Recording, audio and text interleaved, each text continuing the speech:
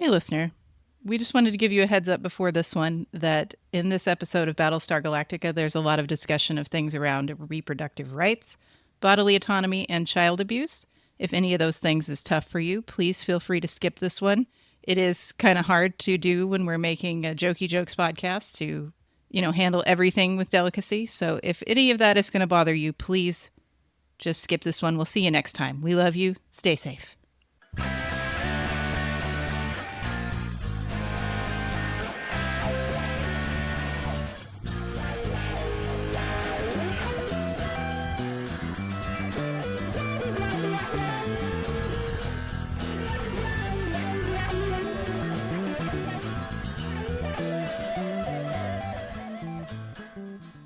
Hello, and welcome to Who Are You? This is a reasonably well-done podcast hosted by two former strangers, now friends, who got to know each other while watching a favorite show from their childhood, Babylon 5, but now we're watching 2004's Battlestar Galactica. I'm Xhafer. And I'm Laura. And I'm Glow. Hey, Glow. We got Glow Hey. with us today from Cool Girls Don't Look at Explosions, another podcast on the Wahapa Horror Network. Thanks for having me on today, guys. Yeah, well, you picked this episode. I did. Yeah. But I am so curious as to why you picked this episode, for one thing. And it is so apropos today that we are discussing this episode on Mother's Day. Yes, recording this someone on Mother's Yeah. Day, so... Did not know that when I chose this one, that this No. was going to line up like this. It is Yeah. very interesting. It was just sort of the byproduct of I had a couple weeks where I was freaking out about finals and Xhafer was in Europe. And then recording just fell on Mother's Day. Yeah, it's been 3 weeks since we've seen each other, Laura. Hi. Hi. Hello. Yeah. So, Glow, Yeah. you picked season 2, episode 5, The Farm. Yes. Why? So I was thinking about episodes that stuck with me. Okay. And this is one that really stuck with me. So that is one of the reasons why I chose it. But also, it has a Handmaid's Tale vibe to it. For sure. Yeah, for sure. It really does. And, I'm just leaning into the theme of being an English teacher. I think that it is a really interesting trope to talk about. And I am here for it. It is not a happy one. And it's interesting, too. Ben and I, your internet dad, Ben and I watched this when I was closer to my son being a lot younger, meaning I had gone through the birthing process, not 6 years ago now, right? And I remember it having a big effect on me because it's oh my gosh, this is essentially rape of humans. Yeah. by That's the word Cylon? Starbuck Yeah. uses, and she's Yeah. the most eminently qualified person to make that determination at the time. So, Yeah. Yep. Yeah. I definitely, for one thing, watching this episode, I was like, oh, I feel vindicated because some things I've been talking about since very early on, I'm like, yes, yeah, I was right. But also, I was pretty angry when it was over, and I can't believe I already used my fuck this episode.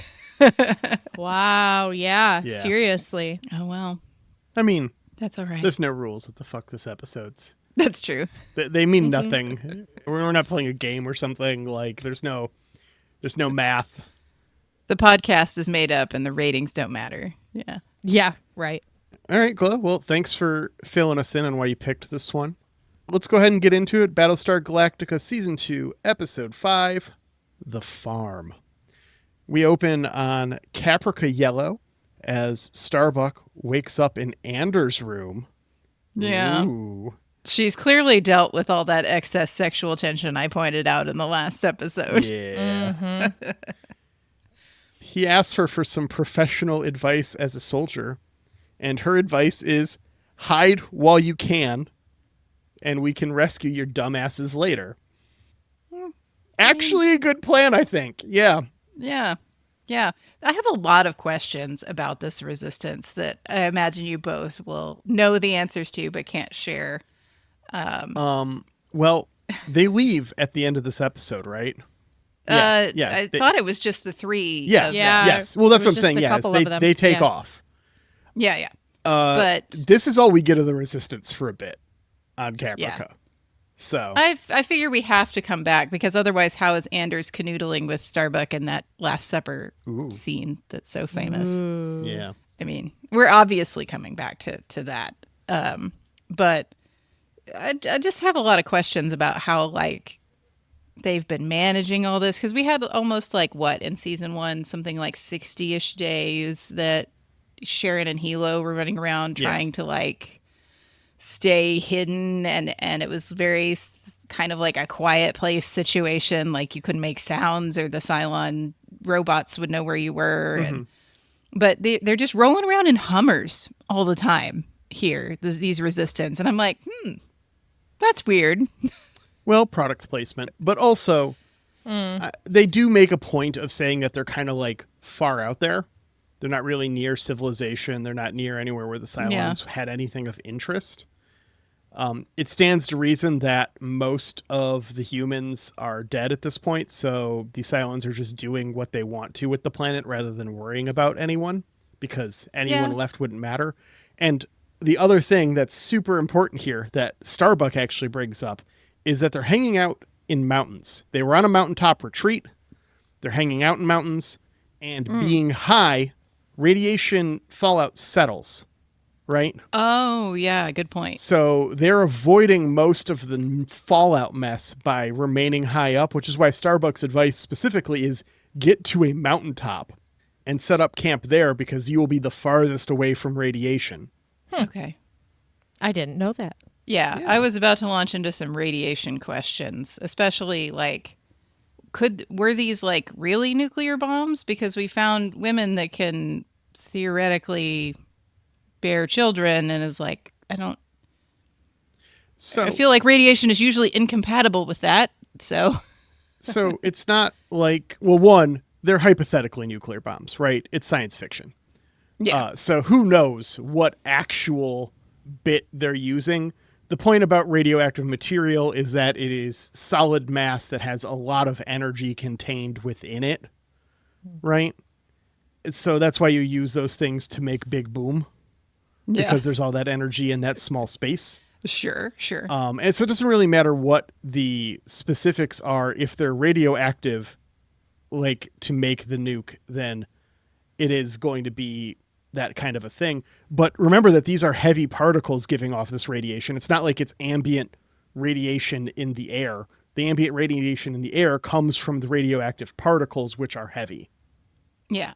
Okay. So even though they're partially atomized, they're still falling in the air. Yeah. Okay. All right. I'll allow it. I was just getting a little too in the weeds on some things.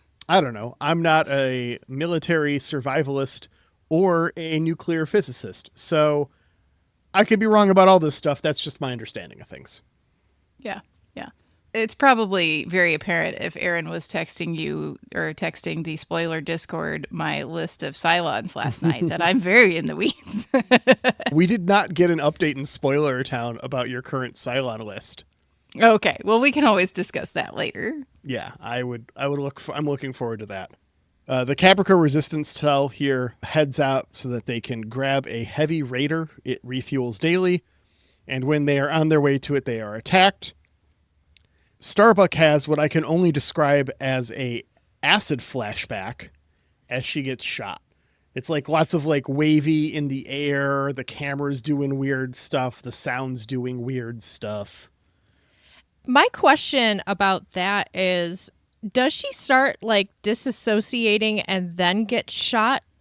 Like, is she, you know what I mean? Like this was supposed to happen? Yeah.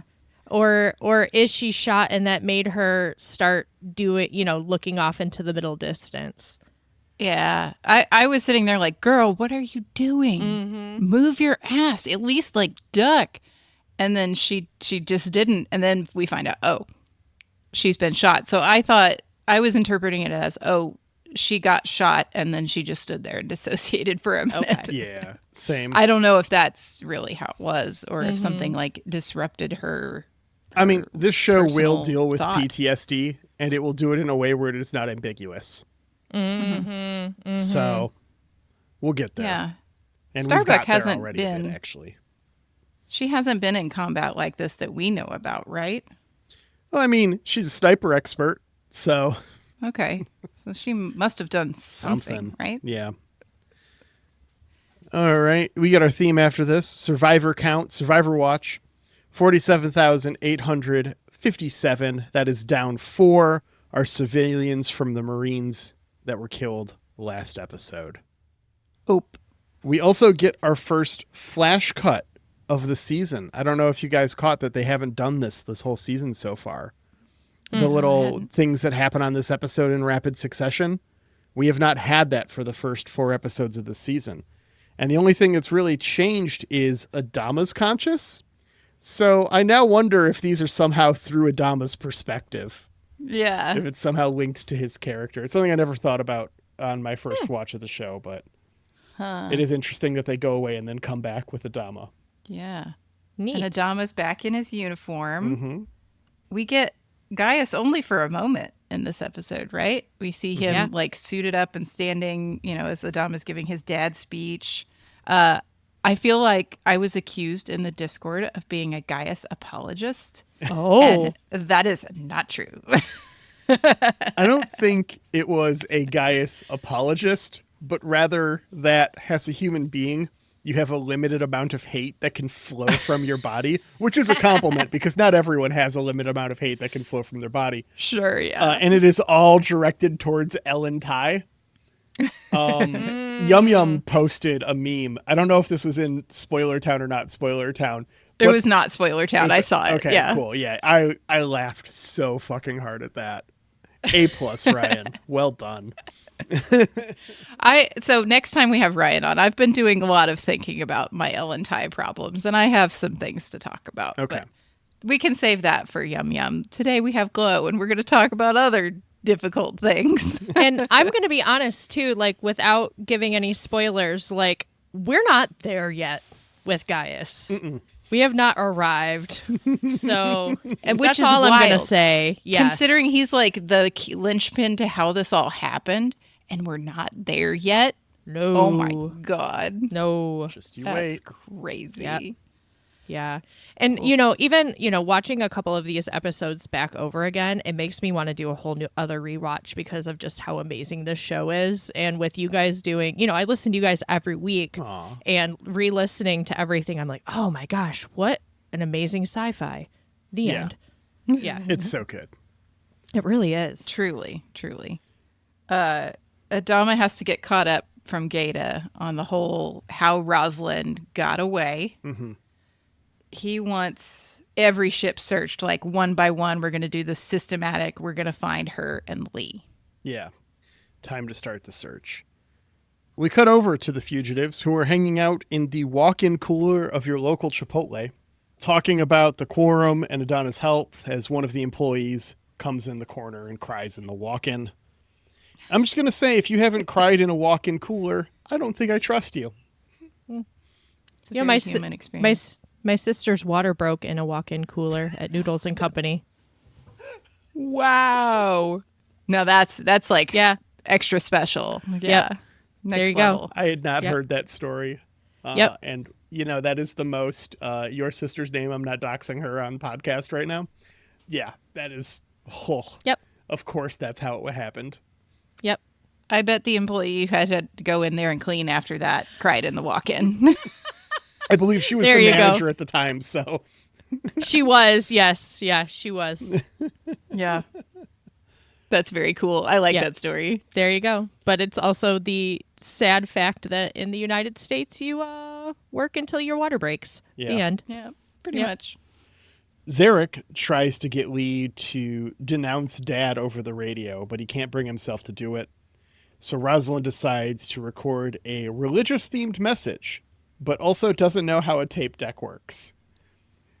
This is very Peak funny. This is boomer. very president. Yeah. How do I make a voice memo? Alexa, turn on the lights.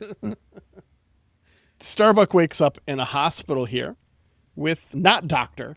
He's not Dr. Simon. He's just Simon. Yep. Yeah. He's acting like a doctor. He's putting on big doctor show. Yeah, he tells her that they saved Kara, but Anders is just so fucking dead. Yeah, and she Yeah. cries. It's sad. It's a bummer. Somehow he brought her in. He was well enough to get her there, but Yeah. he also expired on the operating table. Yep. Shrapnel nicked his aorta, I think he says. Some internal bleedings. This is not a good way. the suspicious hospital that we noted last time. Yes. Yes. So very suspicious. Starbuck is suspicious of Simon, who affirms he is not a Cylon and that she can leave whenever. But her pain meds keep knocking her out, and she can't really stand. Nope. Huh. Yeah. And he gives her a little background in between her waking cycles here. Yeah. And tells her this is an old mental hospital that the Cylons haven't found. And I'm like, okay, sure. Yeah, no. Right. And they're hiding out here. There's 200 and something patients. I don't know if he tells us at this point, but We get in a little we can bit, go ahead and yeah. talk about it. We There's get it, 200 yeah. something patients and 2 doctors and 5 nurses who used to be teachers. Yeah, 5 Yes. teachers posing as nurses. Yeah. Ugh. Yep. In between these cuts, we also get Tyrell going to Adama to plead Callie's case, who forces a conversation to reckon with the fact that the Cylons are more than just machines as they emotionally process Boomer's betrayal. Yeah. This is a big scene where he's all like, "Did you love her?" And he feels like the answer to his commanding officer is, "No, I did not love the enemy." Mm-hmm. But also, like, you must have. I did. Yeah. It's vulnerable. Yeah. In the original series, of note, Adama does have a daughter as well who's on the ships. Oh, wow. So Okay, her- interesting. She is her name, because in that they don't have real names. All of the call signs are just the characters' names. So it's not like it's Lee Adama Apollo is his name. It's just Apollo is his only name, and he's Adama's son. Okay. And Adama's daughter in the original is Athena. Gotcha. So different character. Boomer is also a separate character in the original series. Specifically, when he is asked if he loved Boomer, Tyrell responds that he thought he did. And Adama is really quick to counter with, well, that's what love is our thoughts. Yeah. Like, love comes from our thoughts. So, Wow. That's the truth. yeah. Yeah. Yeah. And he admits that she was more than a machine, even to himself, Adama, which makes me wonder where Adama's going with all that. We'll see. I don't know. But he does give Callie 30 days in the brig. Yep. And he specifically also warns Tyrell that he will see Boomer again. Yeah. Isn't that wild? Yeah. To see somebody that you love that's not who you love, but is. Or it might be like, Might be. Yeah. we haven't really talked a lot about the collective consciousness versus individualized Cylons of the same model, because Sure, that's not yeah. something that is particularly definitive at this point in the series.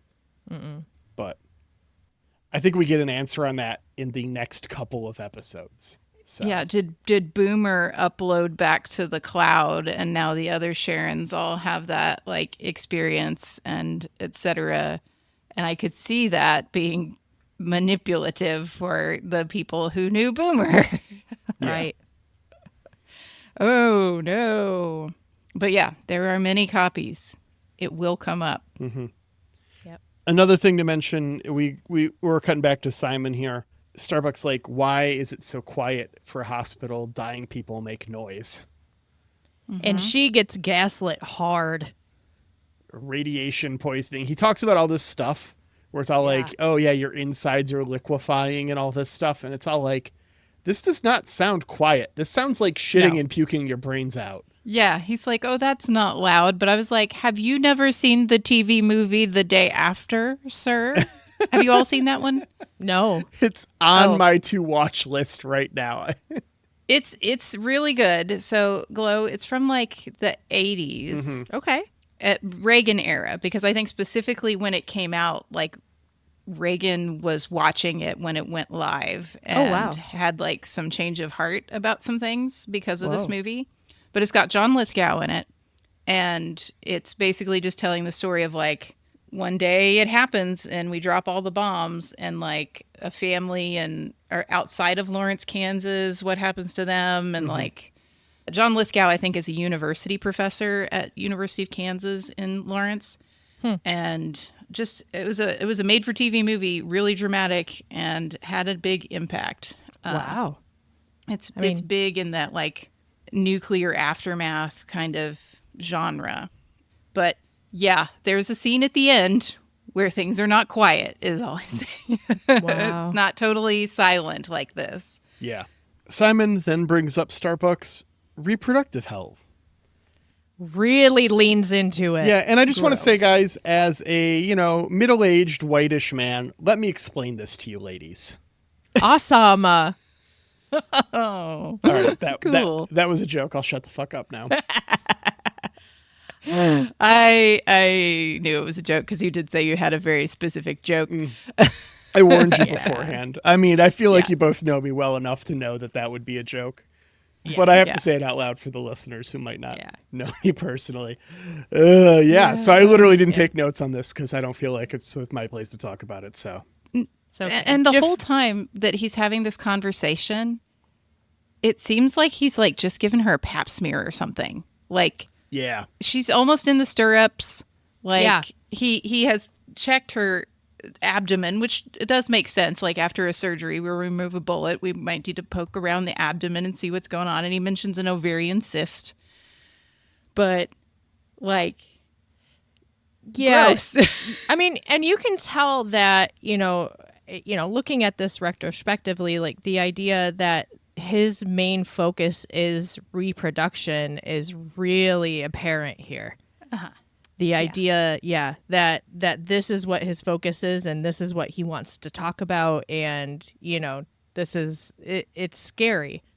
Yeah. You would think like, okay, if this was a real resistance hospital, this is where you like are disabused of that notion, I think, completely. If you weren't suspicious before, you're suspicious now because like, okay, it's been 60, 70-ish days, right, since everything happened. And already you've got this creepy, obsessed doctor about like repopulation. Like, we don't even know if the land around us can support people. So like, why would we be discussing this soon? It seems weird. The cyst thing is weird too. Have you ever had an ovarian cyst, Laura? Yeah, actually. Okay. I haven't, so you can probably speak to it more. I just know it through people who have had one. But like, they really don't do anything about cysts unless it becomes obstructive or painful. Yeah. So my doctor was like, oh, you've got some. Often they just reabsorb. Yep. We're going to just check you again at the next appointment unless something is painful or wrong, call us. But we see they're there and it happens all the time. So the idea that you would make a big deal out of an ovarian cyst or try to take it out when it isn't doing anything to you is really suspicious. I mean, this is sci-fi, so they might actually have women's health.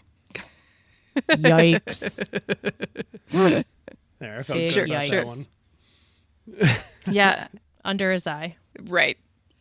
He tells her she's a precious commodity as a viable reproductive female, which is what every woman wants to hear about themselves, that they're an object. It's a female! And he starts devaluing her skills as a pilot, saying that is not the most important part of you now. Yeah. Yeah. Yeah. Like really drills it into her that being a Viper pilot is not your most valuable skill right now. It is that uterus that you have. And just to like pile the creepy meter up a little higher, we're going to talk about all those broken bones you had when you were a child. Every finger on her Yes. hands is broken in the same spot. And this really reminds me of going back to the episode where she is responsible for interrogating Leoben and how she kind of snaps and becomes kind of abusive herself, it really puts that into a new light again. Yeah. Yeah. Because they've hinted that her background isn't very good, but they haven't really talked a lot about physical abuse yet, right? Yeah, no, we haven't. None of the stuff that we get with her dad has none of. We have. There's stuff that's coming with her dad. Yeah, Right. we've talked about her mom having a very like black and white sense of morality, I think. Right. And that like suffering means you're the meek and will inherit the earth or whatever, and not setting her mom up as like the most enlightened character. Right. Good way to put it. Yep. Yeah, but when he touches on that, that's a bridge too far. She orders him out, and I wrote, he's obviously a Cylon. Like at this point, Yeah. yeah. Yeah. I Yep. mean, first name only, no titles, like that alone. You know, that is the MO for all of the Cylons right now. Is they have a single name. And so when it's not Dr. Simon and it's Simon, I remember watching this episode the first time when it was airing and just being all like, "Oh, that dude's fucking Cylon." Yeah. For that, just for that that was enough for me at that point. And like, I mean, they do not dance around it here, you know, for very long. Yeah. No. This is an episode teaser rather than like a season long teaser or something, Right. or show long teaser. But yeah, I have noticed this show does kind of tend to treat everyone with like a name that they use the most. Like it's just It's very OG Battlestar. yeah. But also if you're doing a thing where the Cylons are just one name, you want to like not make it super obvious that everyone has two names except for this one, you know? I mean, they do it a bit though. Like even with Sharon, like, you know, we know Sharon's last name is Valeri, but they say it like 3 times compared to Kara Thrace, Leah Right. Dama. You know, they Yeah. do a good Those job haven't of kind come of up as subtly much. reinforcing it that way. But that's just a testament to the quality of writing on this show, which is just fucking spectacular. So I'll go ahead and spoil it now that I'm really suspicious of a dude called Anders. Sam? Oh, does he have another name? He does. Oh, Oops. They've said it. They've said his name. But they don't say it a lot, much like Sharon. So that's fair. Okay. After this, Adama and Ty talk about Rosalind's message to the fleet. There's just like anyone who wants to make this suicide run to Cobalt should just be allowed to. These like 2 or 3 ships that are going to go with her, whatever. They're going to get rid of the Astral Queen. That won't be our problem anymore. Like, this is all on the up and up, guys. Everyone who disagrees with us is just going to go away, and then we can continue saving humanity. Right? Uh-huh. Right? And only like 2 people disagree with us. Right? 99% approval rating for Adama right now. yeah. Adama is no Thai level fuck up, but this is massively underestimating Yeah, for the sure. situation out there. We cut over to Rosalind after this, who learns that embracing her role as a religious figure comes with the cost of having to actually embrace her role as a religious figure. Yeah. You have to touch people. Yeah. I mean, she's new pope, right? Not Yeah, from Chicago. seriously. But Ilosha is trying to get Rosalind to become space pope. For sure. And Right. at this point, I also wrote, she's a Cylon, because the way she was like specifically guiding Rosalind to like, you have to give them your blessing. This is what you signed up for in this Yeah. whole. I mean, Alosha's only one name. Yeah. Yeah. No, I was like, also, she's a Cylon. I'm doing that a lot. I think that is the average experience of the first time viewer. That is what this show tries to do, and it is very good at it. And it is a very different experience watching this show knowing those answers. So I will say I do recommend a full rewatch Glow if you wanted to watch along with Pod or Power Through. I'm going to mention something in a minute that I saw this time and didn't see my first time. So yes, that's Yeah, if it's fun. Okay. It's not a spoiler. Okay. We see Anders and Hilo trying to track down Starbuck is what we cut back to here. So if there's any doubt left that Simon is a Cylon,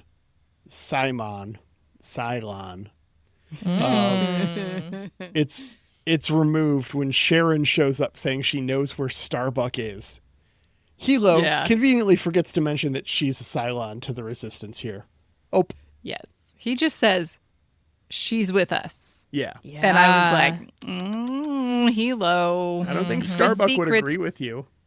Yeah. Secrets are no fun. Secrets hurt someone.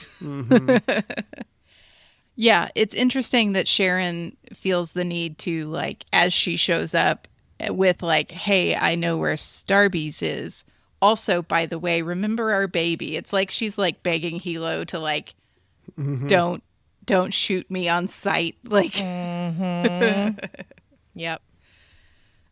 Right. 100%. Are we convinced she is pregnant?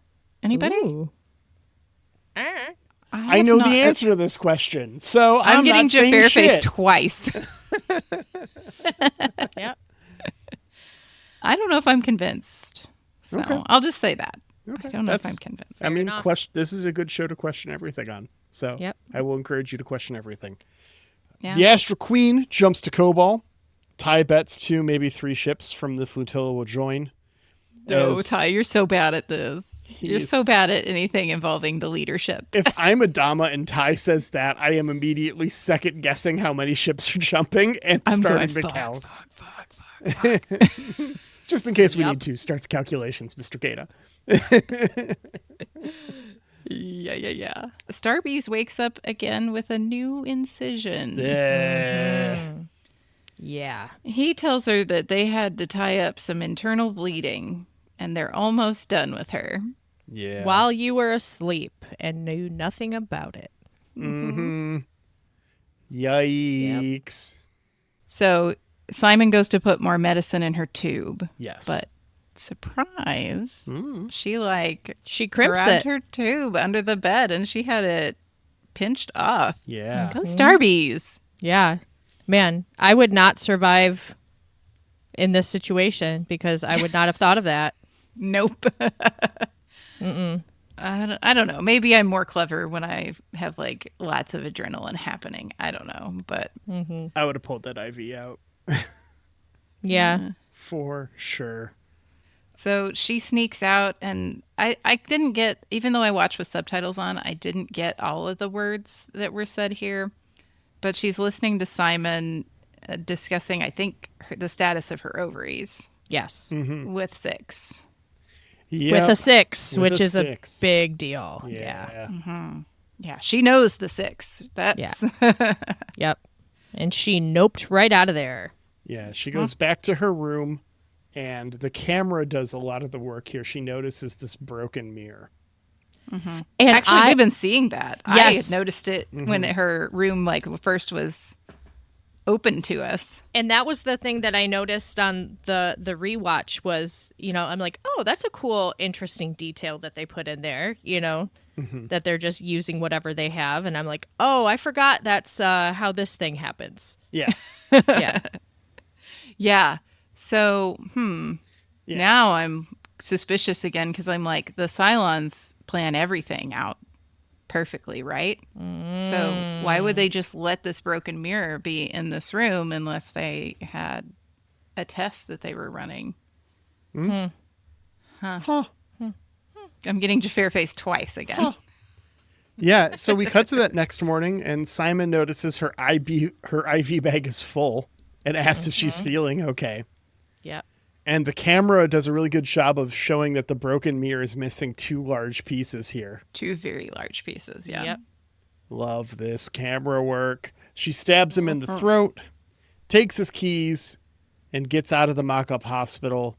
As she gets out of the mock-up hospital, she finds a group of women hooked up to all kinds of stuff. Yeah. Soshin, one of the resistance fighters, is there. Soshin calls them baby machines and begs for death by unplugging.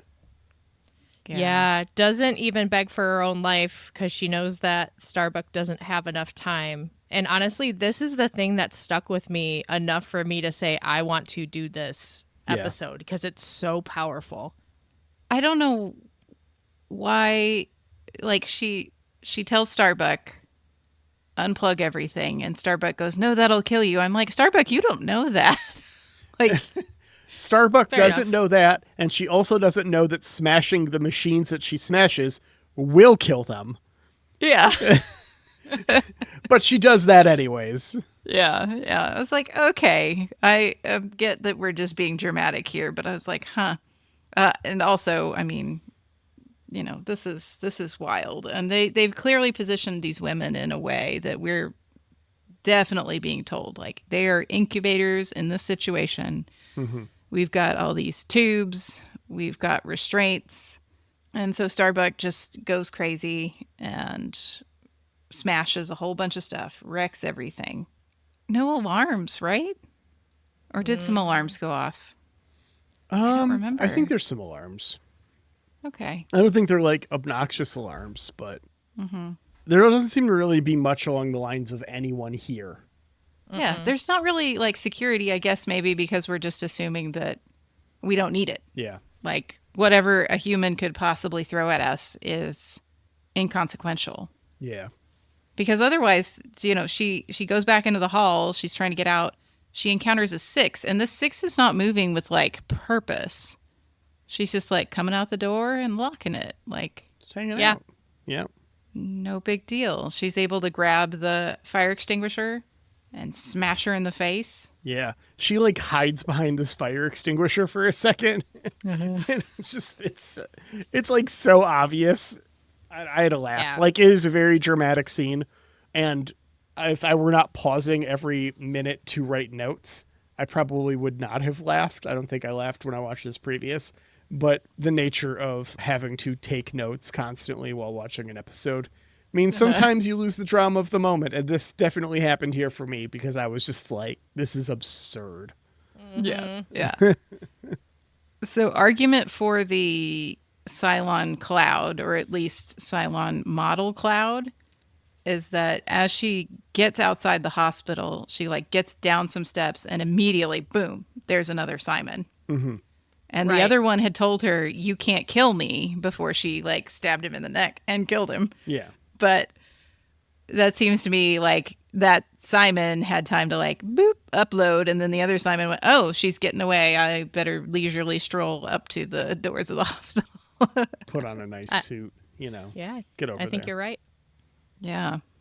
But it doesn't matter that he makes it to her at the front of the hospital, because the rebels have also made it here at the same time. Yeah, there's a couple Centurions hanging out now. Out of nowhere, Centurions decide to show up. But they get taken out by a heavy raider, and we see Sharon is piloting it. So the Resistance got that heavy raider and are now using it to save Starbuck. Yeah. Yeah. We had some boots on the ground too. Like they were shooting at Simon, and then the battle bots get taken out by the raider. We go back over to the fleet, and a third of them have jumped to Kobol. And Adama, Yeah, 24. Papa Yeah. Dama is not happy. Nope. You see, it's so dramatic as they all blink off the radar. It's very cool. Very good scene. He goes down to Boomer's corpse to try and make sense of absolutely anything. Hesse breaks down and cries. And I want to call out a little bit of the book I've been reading about the making of the show right now. Yeah, sure. There's a bit from Edward James Olmos in there when they were talking about this episode and other bad things that happen to Adama and how he reacts to them. And he got a lot of letters from military leaders who greatly appreciated this vulnerable side of Adama, because in media, there is no representation for military leaders who have to deal with their decisions. It's always, I did the thing and I was right, and yay, America / whatever country is making this movie. It is never a this is something that weighs on you.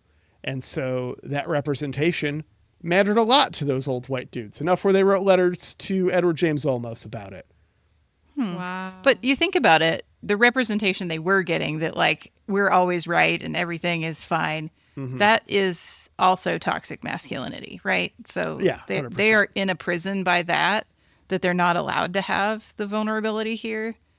And good on Ronnie D for like putting the rest of the spin on it. Yeah.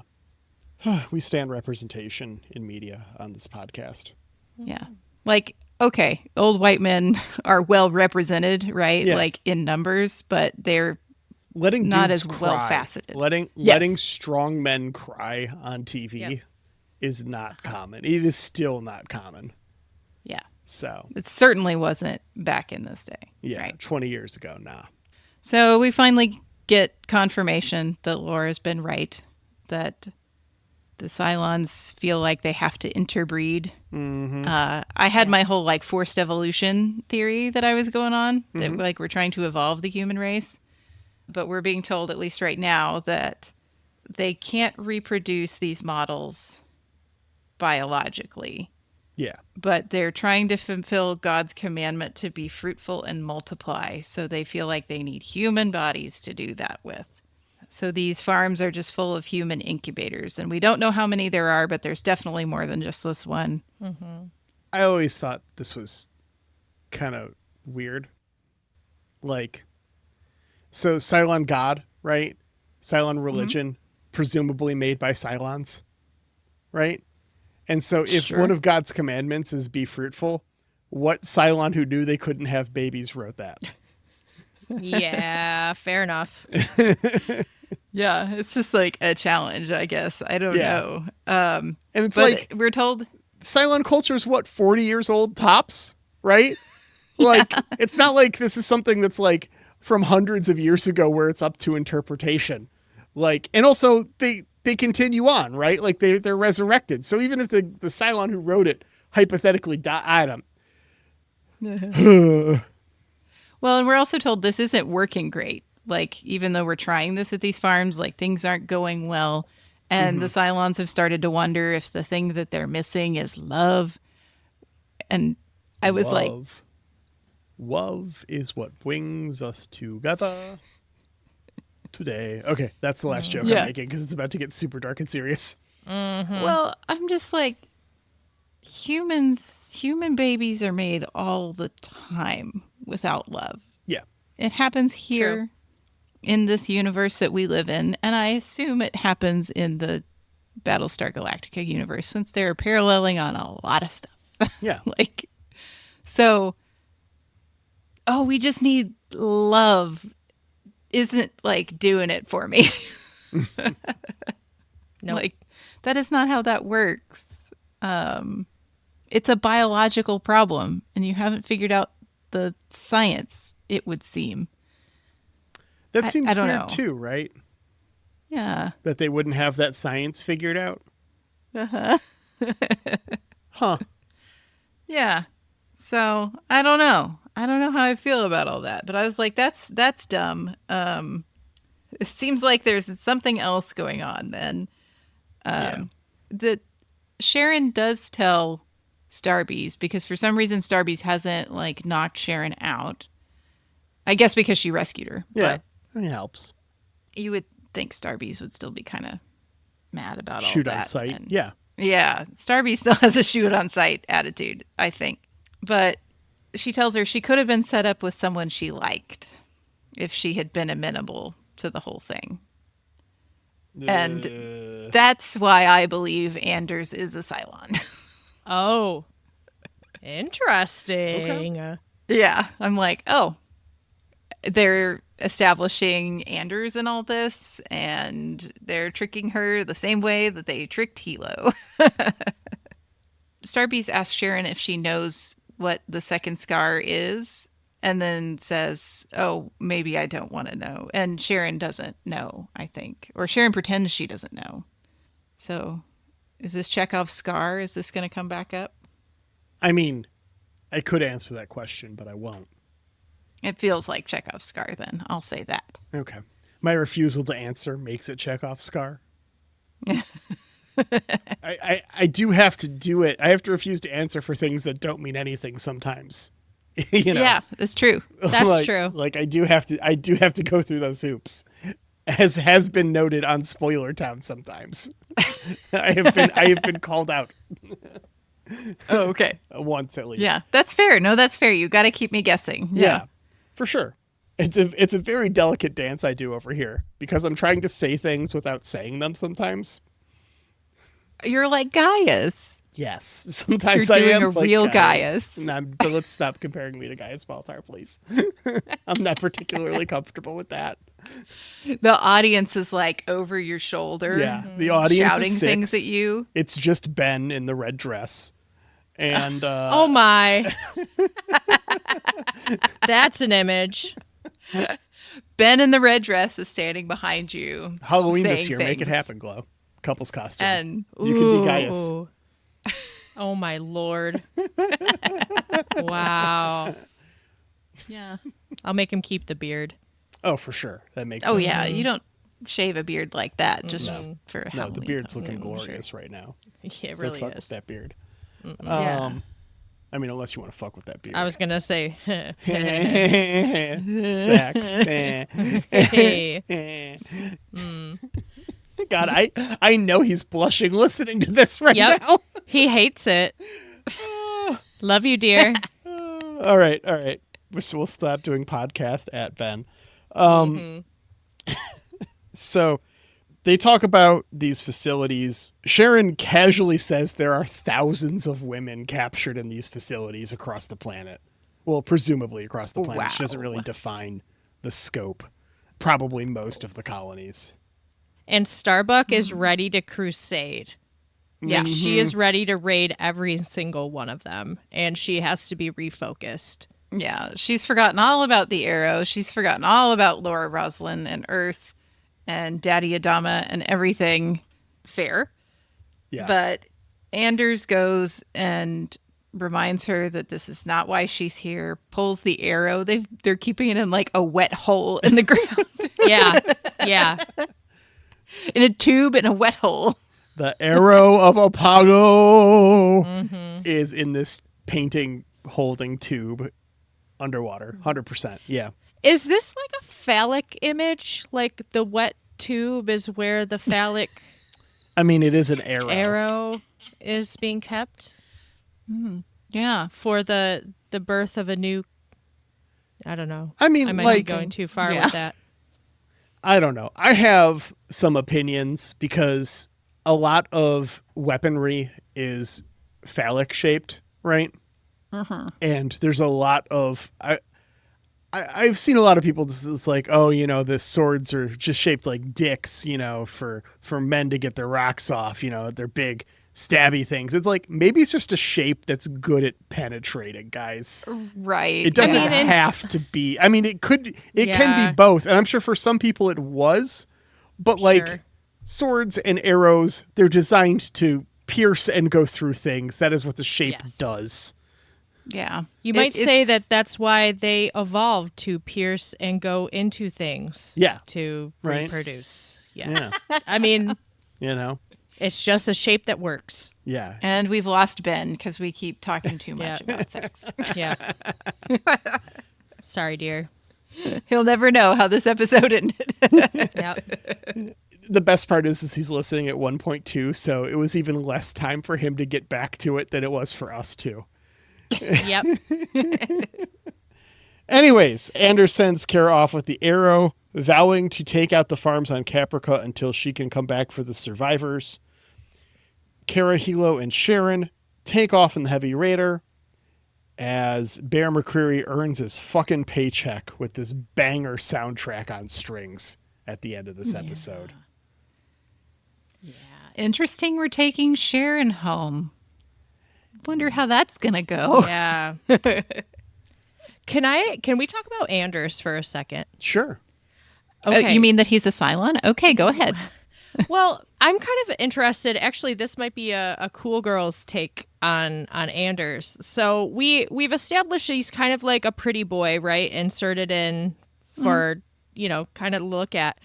But it made me think about, I don't know, Anders is almost flipping the script, where Anders is almost like a very feminine coded character, where his character would have been a female, in my opinion, if this were a more if they weren't working with, being a little bit more breaking of the stereotypes. Yeah.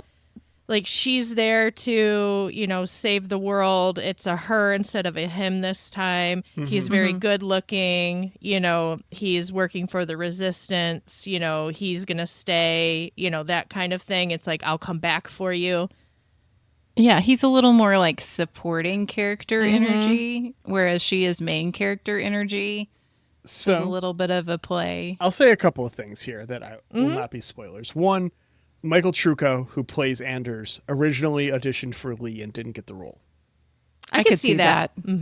Very much so. Which is how he was like one of the last actors in contention before Jamie Bamber got the part. And so that's how he got on their radar as an actor. And they asked him at his interview if he'd be amicable to coming on and doing a guest spot. And he was like, sure, which is what these, they brought him in for one episode. They're like, okay, you're going to do one. And then you got to call back like, hey, we want you to do more in the next episode because it was going over so well. Yeah. He did the Hilo. Wasn't Hilo like that? He was supposed to die on Caprica, but he was just cool enough that we're like, yeah, that's okay. Let's write him in. Yeah. Hilo was originally just going to be whatever. But part of that was his chemistry with Grace. What's her name? Grace Park. Sharon? Who plays Sharon. They were in the same acting classes together and stuff. Like wow. Hilo, who's got Tamoa Pinkett, and Grace Park were like really close as like actors, like getting their start. This was both their first big roles. They were in acting school together and stuff. And so they had a pretty good chemistry. And so they just kept, it's like, okay, well, they knew Boomer was going to be around, right, at the end of the miniseries. So then they just wrote in another one and gave, Tamoa a bunch of stuff to do. Neat. It was fun. So anyways, yeah. So Michael Trucco originally kind of on the radar as Lee and then was brought on as a guest bit. And they really liked him. So they brought him back for another episode. And hypothetically, they might bring him back for another one. I guess he's coming back. I'm resigned to that, and I think it's very funny that like he auditioned for Lee, but didn't get it, and Starbuck clearly like had the hots for Lee, and now she wound up on Caprica with Anders, who was almost Lee. It's fun. That's fun. Yeah, man, I've got IMDb open right now, and I'm noticing that he's in the same amount of episodes as two other characters that I never would have fucking guessed. Huh. But you can't tell me. I'm not going to say it out loud. I will say they're both characters you've met and both characters that have been in multiple episodes. And I will leave it at that because that still says nothing hypothetically. So we're up to 5 known Cylons at the end of this. Yeah. We've got our 6, Sharon, Doral, Leoben, and now Simon. Yeah. So, 5 of the 12. Yeah. And Anders. Possibly Alosha. All right. Well, it is time to rate this episode. Glow, as our guest, you get to give us your rating first. On a scale of 1 to 12 colonies, where do you find this episode? Oh, this is a 12 for me. That's why I wanted to do it. Yeah, and I know there are ones that are, on the level of, just masterpieces. I wouldn't call this one a masterpiece, but I think with the staying power of the imagery that they use for what's going on with the Cylons, I'm giving it a 12 for the sticking power in my brain. Okay. Because this one has not left my brain when some of the episodes have. For sure. Yep. Okay. Laura, how you feeling? This one made me really mad again. I didn't text you about it because I think it took me a while to process that I was really mad. But like after the end of the episode, I think I said to Aaron that I was frustrated because it just reminds me that to like the world, I'll never be more than the sum of my parts, and specifically the sum of my reproductive parts. Wow. Like, That's fair. I just will never have the same agency to some people and some places and some societies as him or you, Xhafer. Like, Yeah. I just won't. Yeah. And Yeah. it Sucks. made me I'm really sorry tired. that the world is that way. Yeah. And I Happy Mother's it's tough for me to rate these things Yeah. on like continuity and stuff Yeah. because like for the Hummers thing that I brought up that I'm like, how are they rolling around in Hummers when this place is supposedly crawling with Cylons who are hearing everything, and then they're in the sky and they can see everything. And I don't know at this point if there's just like some big reveal or there's some like plot device reason that all these things are happening. So for me, some of those things brought it down because I was like, I don't understand how this is happening. But I could be answered later and be totally wrong. Yeah. So I don't know. But I was feeling like, okay, maybe this is like a 9, like because they are hitting it hard with some of this like intense hypothetical thought experiment stuff that, man, it's like really tough to think about like what would it be like at the end of the world, and then why are these Cylons using human bodies for things, and like it's very deep and all that, but at the same time I'm like, but why are there Hummers just everywhere? So I put this one at about a 9 with the juxtaposition of those questions I have with like the deepness of the material. Yeah. I mean, this episode is not as impactful on me as it is for the two of you for a number of very obvious reasons. And it's hard for me to give it a rating because of that. Because I watch it and I understand that it's like watching Handmaid's Tale. It's like, this is something that is not necessarily for me. Right. And so if I'm like, okay, well, you know, it didn't really impact me that much, so it feels like it's an 8 for me. But at the same time, it's like, how much of that is just like my blasé bias of just being all like, well, it wasn't for me, so it didn't hook me. And I'm going to push back on that just a little bit, not on your rating, but, you know, I know that this kind of thing, or Handmaid's Tale, or, you know, things like that are, you know, oh, this is just for women. They, you know, that this is the trauma that they have to. But I think those kind of societies are just as abusive to men who have to either be programmed to think like that. You For know what sure. I mean? Like, Yeah. and maybe not just as abusive, but like, That's a you lot know- more true in Handmaid's Tale than it is this. that's fair. Yeah, because this is more of a Cylons versus women than a men versus women situation. There's, as far as we know, there is a man and a woman, and that's assuming that Cylons have genders the same as us, which Right. Yeah. by all Yeah, good reasonable point. counts they shouldn't. Right. Yeah, fair yeah. enough. So Yeah. like it's a bit different. And Handmaid's Tale is probably not the best example anyways, because I just cannot watch that show. Mm-hmm.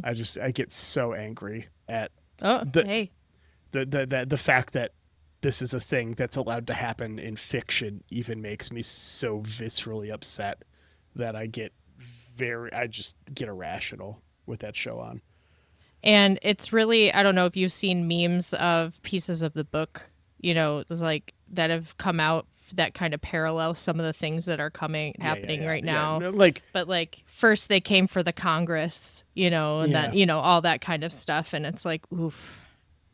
yeah. And Margaret Atwood famously like modeled the books on things that had actually happened in the actual world. Yeah. Like Right. nothing there was actually fiction, which some people also take issue with because it was like, well, they happened to Black and brown women and it's a white woman writing about it. And so suddenly people care. Mm-hmm. Yeah. But yeah, it's if you actually read the book and remember that, it should make you even angrier than Yeah. Yeah. the book does. Yeah. But And that's fair. And art is important to invoke emotion, and it's Yep. important to be a cautionary tale.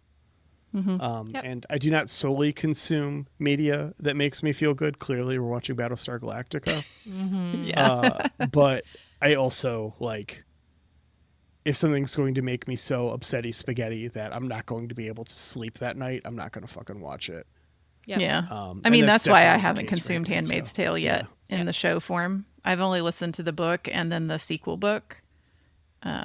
Yeah, I'm gonna say the show. I haven't watched the newest. I know a new season or new handful of episodes just came out, but I tried to start watching it after I had Henry, and I needed to put some distance between childbirth and watching that show. So Yeah. Oh. Yep. But yeah, a 9. It's a good episode. But I Wait, you don't went really from an feel- 8 to a 9. No, he was hypothetically Oh, like okay. rating. Yeah, like I have to give it more to acknowledge the bits that are important and not for me. Fair enough. They're not necessarily as impactful for me as they are for other people who have different lived experiences, is what I should actually say. Because it's not that they're not for me; it's important for me to be aware of those things. But it cannot be as impactful for me as it is for you, the both of you. Yeah. Thank you, Xhafer. For the very real reason that I've never given birth to a child, Yeah. among other things. So, Yeah. Yeah. you know. Okay. But I mean, I'm not mad at the show for this. Like because sometimes men write about this sort of thing, and it does make me mad. Because it is like I'm just a thought experiment to you, and that's quite upsetting. This episode was written by a woman, by the way. Oh, yeah. good. So Excellent. yeah, something about this one didn't. Even though I was viewing it as like Ronnie D wrote it, it didn't like make me viscerally angry in that way.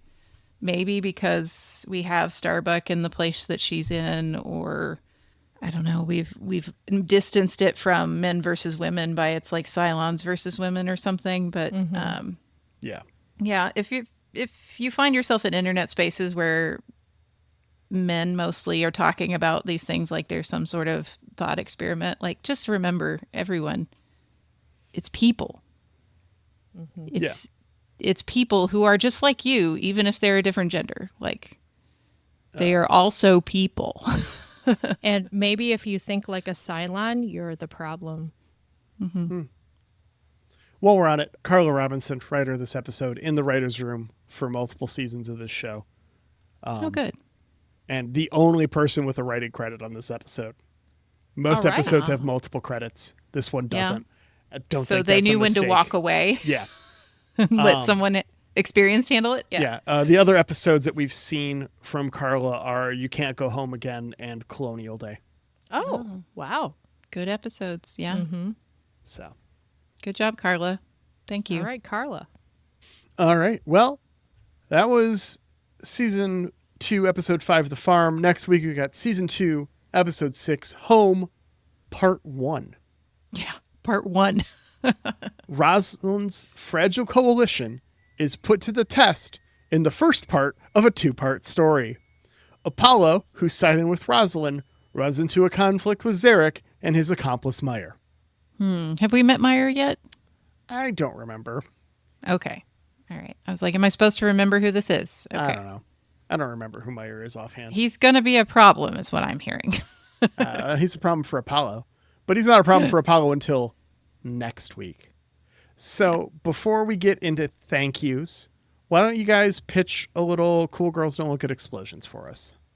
Of course.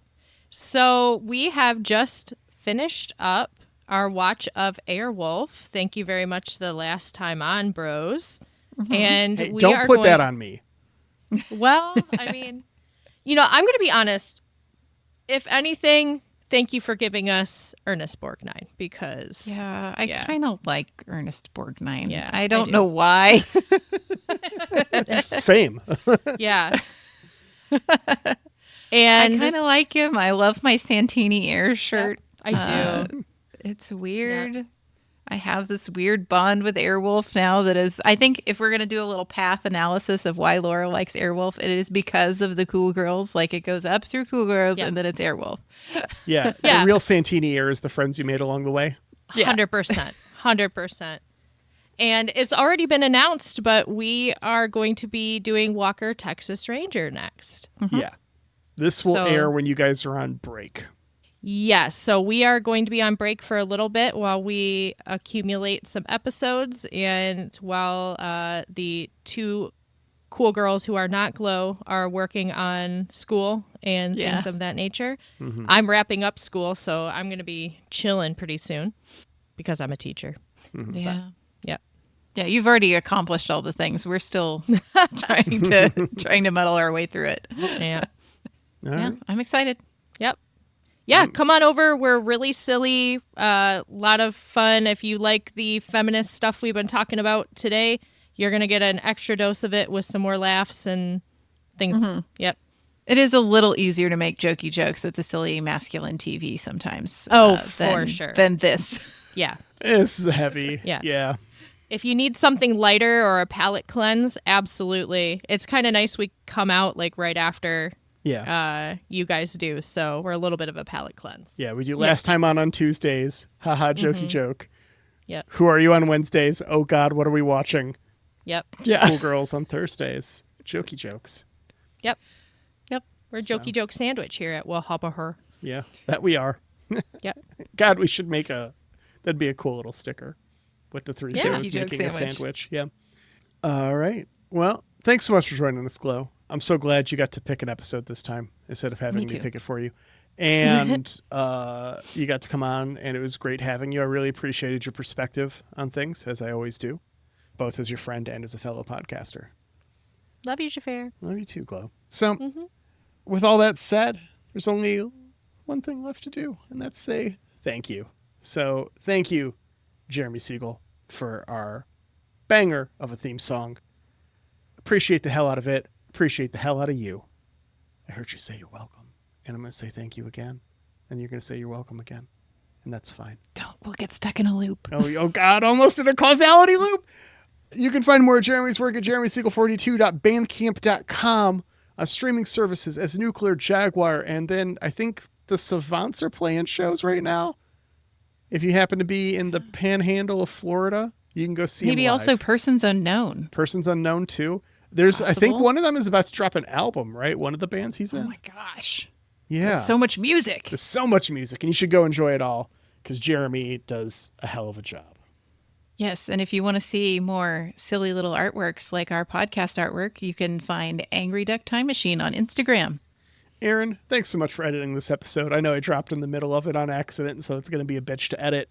Appreciate you, buddy. Thank you.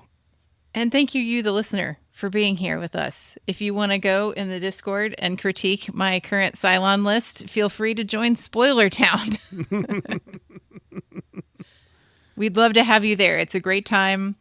We're all very cool and chill. Bring your coolest, chillest vibes with you. The Discord is one of my favorite places on the internet, hands down. Yeah, for sure. We'll see you next week, Internet. Bye. Bye.